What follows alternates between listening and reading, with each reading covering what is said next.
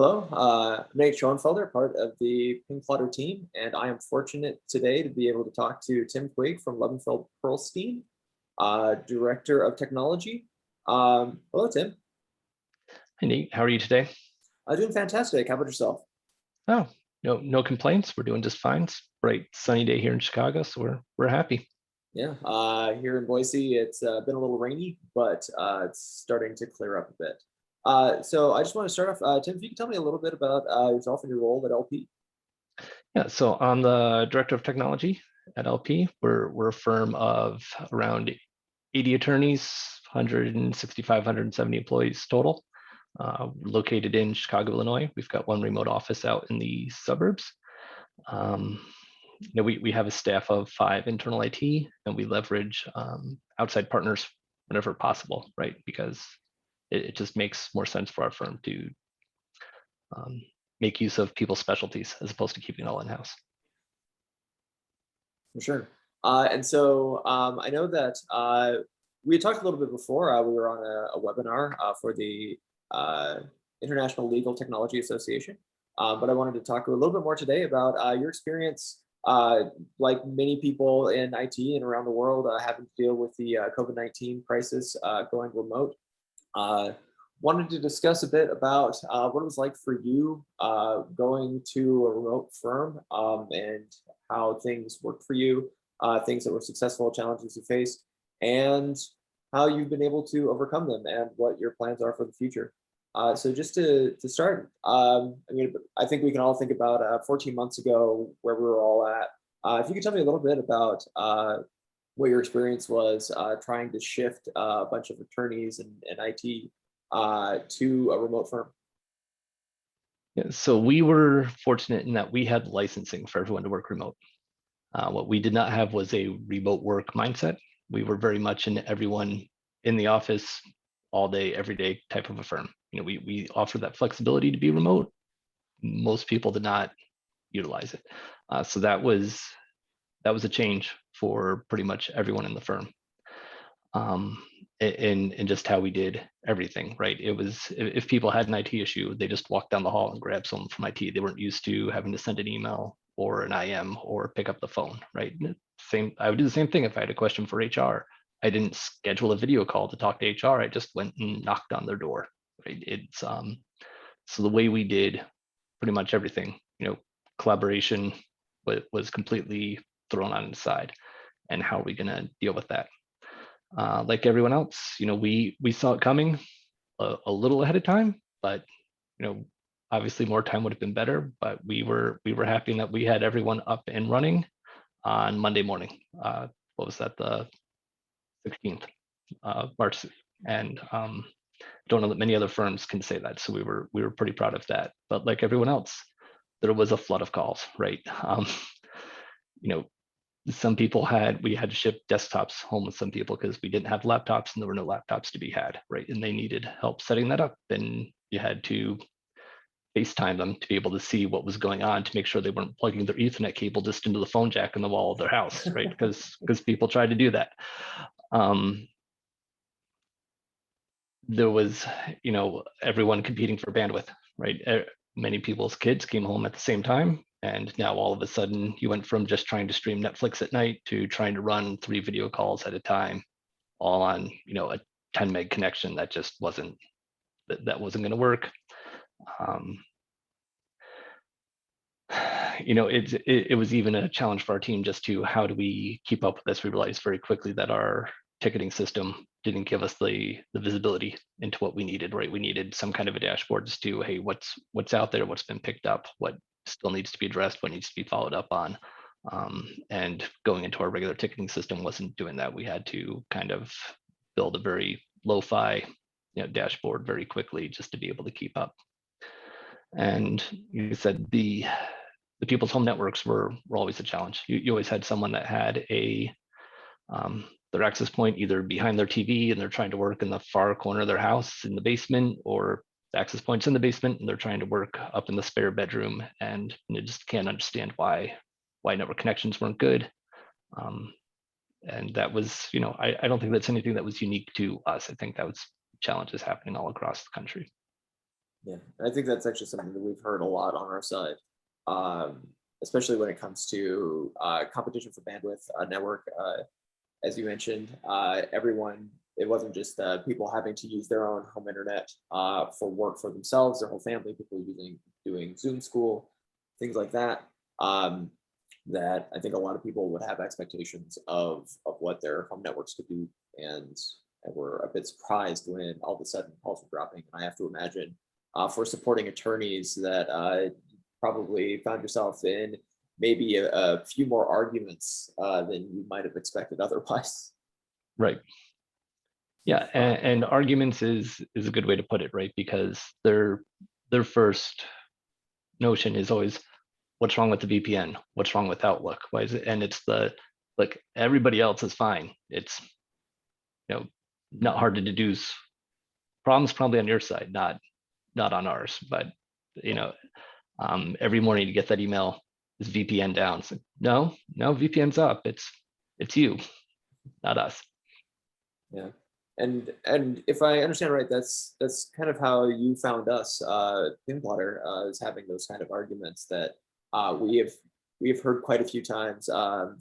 Specifically about the VPN, it seems like that's the one thing that most people tend to point to is, hey, I'm having issues on my side. Someone's in the other room. They're streaming Netflix just fine. Like it must be the VPN. Um, and so just to talk a little bit about it, how did you come to use PingPlotter?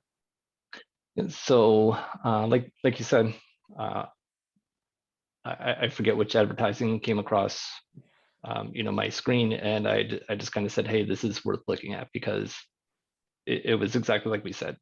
You'd have people saying, I'm doing speed tests and I'm showing I'm getting 50 megs, and the room next door is streaming Netflix. That's just fine.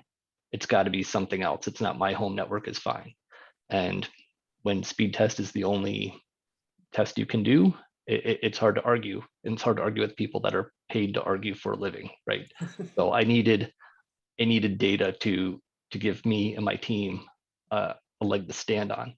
And speed tests don't show latency; they don't show drop packets, and that was things that were a problem.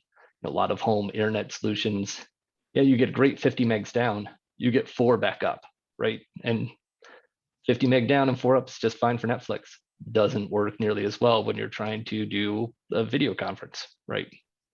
Sure. So yeah, that's where PingPlotter came in and was really helpful. So I was able to convince my firm to not just do, okay, let's get a couple just to kind of be able to test here. We bought a license for everyone in the firm. We can monitor everyone's at a time, and it's easy for my team to be able to say, hey, when we see the email come in now, just, oh, Outlook's acting kind of wonky. It's the what? Well, yeah, I'm sure it does. I'm sure that's not the only thing. Here, look at your graph here. Look at all the drop packets. Why it's happening at 11 o'clock on your time every day. That we're going to have to drill into, but now we have the tools to kind of get there, right? We've been able to push back on ISPs. I won't throw any specific ones under the bus, but many of our attorneys lived in the same couple of towns, and we could see one backbone link that was having problems and was causing issues to multiple attorneys across the firm. And we partner with outside resources to kind of get on the phone and kept hammering that ISP. And it really didn't take as much work as I would have considered or expected, especially considering the reputation. But they did get that backbone fixed, and that solved a problem for 7-8 people all in one. That's fantastic, and that's something Yeah. that uh, we've had stories in the past, and it's just so fascinating that you were able to find that one piece using PingPlotter. I think that there's something about that feels really really incredible that you were able to see this a whole bunch of people in the same geographic area using similar or the same ISP and find that one backbone issue. Uh, that's incredible. So going forward, now are people starting to filter back into the office now that things are starting to calm down a bit? Yeah, they're starting to filter in, but there's some that are going to come in. There's some that are staying remote. We just had a firm maintain kind of culture lunch the other day where they broke us out into groups and we just ate lunch together in small groups, and people were kind of asking, hey, what's your plan? You're going to come back? You're not going to come back? And it was, kind of what you expect. About half the people said, yeah, I'm going to come back, 2, 3, 4 days a week. And there was another half saying, I'm going to come back as often as you're going to make me. And that's it. I really enjoy working from home. And those are some of the people that had challenges, right? That we had to kind of show this, like, hey, here's where your issues are. So now it's how do we support, a geographically dispersed, firm that we do have some people that will be able to get, hands-on keys very easily, and some people that we still won't. So one of the things we're going to leverage PingPlotter again is we are setting up the alerting now, right? So it's, instead of them emailing us and telling us, hey, I'm having issues, hopefully we're going to start to see it first. Okay, this secretary's starting to show a lot of drop packets. We might not be able to get in front of it or fix it right away, depending on where the issue is, but at least we can see it and anticipate what's going to happen, because that's I think going to be our biggest challenge is with people working remotely. 9 to 5 doesn't happen anymore, right? You've got people logging in at 6 in the morning. You've got people staying on until 8, 9 at night. Some people aren't starting work until they put their kids to bed at 10 o'clock at night, right? And we've got to support all of it with the same amount of resources that we had before. So we've got to work smarter, not harder. Yeah, and it sounds like things, I mean, again, as you said before, that LP was open to working remote, but it seems like that culture is going to help in that. But I'm glad that you're seeing different ways to adapt to having kind of this hybrid office, people who are going to be out sometimes working at different hours. And so I'm glad things are looking like they're going to be shaping up really well for you in the future. Yeah, we're excited. That's excellent. So I know you're a busy person. Speaking of the at all hours, but if there was anything else that you thought might be relevant to someone, especially, I know we had a lot of people who wanted to attend that webinar, who were interested in hearing your experience in not just with PingPlotter, but how you were able to get everyone set up remotely at the start, and then how you've continued forward. I don't know if you have any other stories that you wanted to add in your experience in that, or any advice you would have for any people who are in legal IT right now, who are starting to deal with people who are now in that same hybrid zone where some people are coming back and some people are staying remote. Yeah, I mean, the biggest changes we made is we did have a split between Citrix and VPN. So we've gone to giving everyone at least the option for VPN now. Some people still prefer Citrix, and that's fine. We will offer that, and they can utilize that if they'd like. But many of these secretaries didn't have laptops, right? Yes, they could work remotely if they provided their own equipment. We've kitted everyone's home with the exact same equipment that they would have in the office, so that they can have the same working experience, because they need to be just as efficient and productive from home as they are in the office. So I'd say that's the first one. The second one is you need to have some kind of new, if you haven't looked at Teams, Slack, whatever kind of different communication methods that the rest of corporate America has been getting on board with for years, but law firms have typically lagged a little bit behind. It's time those tools are needed. And then some kind of remote support, whether it's log me in something, you need to be able to get control of people's machines regardless of where they are. Whether they're at home or if they decided to take off and they're going to live at Yellowstone for a couple of months because they don't need to be in the office. I don't know.